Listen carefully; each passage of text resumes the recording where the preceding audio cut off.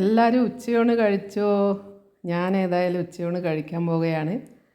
കുറച്ച് ചോറെടുത്തിട്ടുണ്ട്. അതിൻ്റെ കൂട്ടത്തിൽ മുതിരയും ചക്കപ്പുതലും കൂടി ഉണ്ടാക്കിയ വറവാണ്. പിന്നെ സാമ്പാറുണ്ട്. പിന്നെ ഒരു മാങ്ങ കഷ്ണം അച്ചാറിൻ്റെ എടുത്തിട്ടുണ്ട്. അച്ചാർ അത് ഞാൻ ഈ നോർത്ത് ഇന്ത്യൻ സ്റ്റൈലിൽ ഇട്ട മാങ്ങ അച്ചാറാണ്.